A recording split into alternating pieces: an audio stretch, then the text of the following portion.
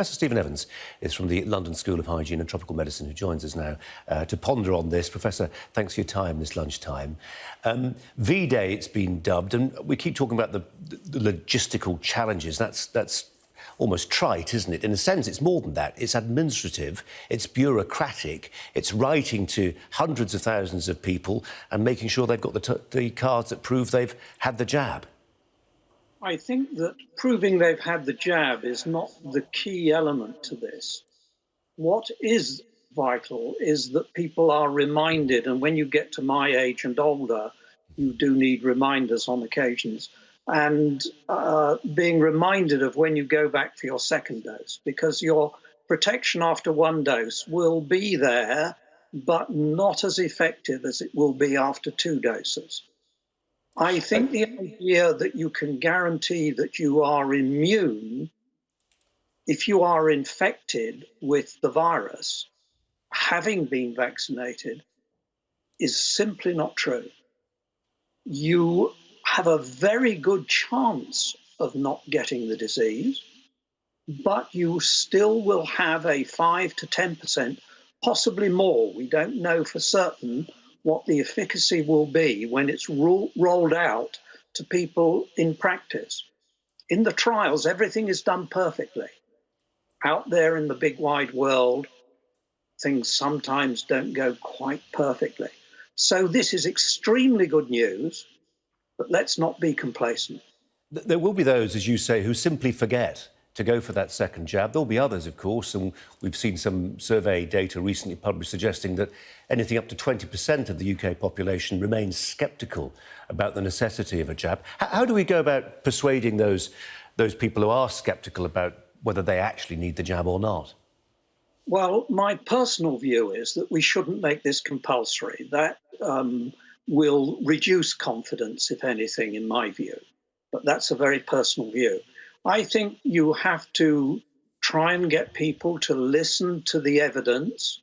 And the clear evidence we have here is that there are no serious adverse effects to this vaccine when we have studied it in more than 10,000 people who've been vaccinated. One of the things that's happened in the trials is that there was at least one death in the trial. Fortunately, in some senses, but very sad for the individual, of course, and their family. But fortunately, it happened to be in the placebo group, the person who didn't get the vaccine. And so we're going to see over the coming days and weeks, we will have reports of deaths following the vaccination. There'll be strokes, there'll be heart attacks, because we're vaccinating a very vulnerable population. That's why we're doing it, because they are at risk of dying from COVID-19. But sadly, they're also at risk of dying from other things. So one of the key things will be getting people's understanding that lots of these adverse effects are merely coincidence. We saw this with MMR and autism, that when you vaccinate people at around the age that they get autism diagnosed, then you get a coincidence of vaccination followed by autism, and we'll see that again.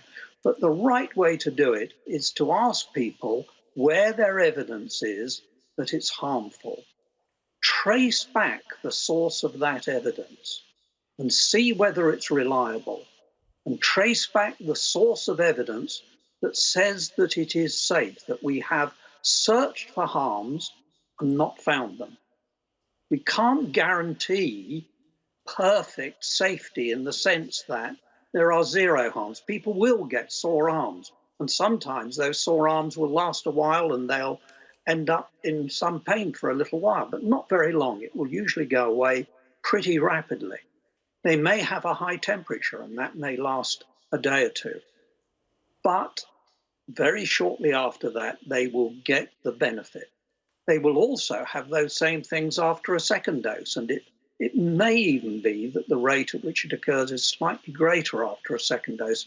We don't know fully, but we're going to learn a lot. And so the key thing in terms of the bureaucracy, in my view, is that we are able to trace who gets the vaccine, who gets which batch of the vaccine, And that should be on these cards.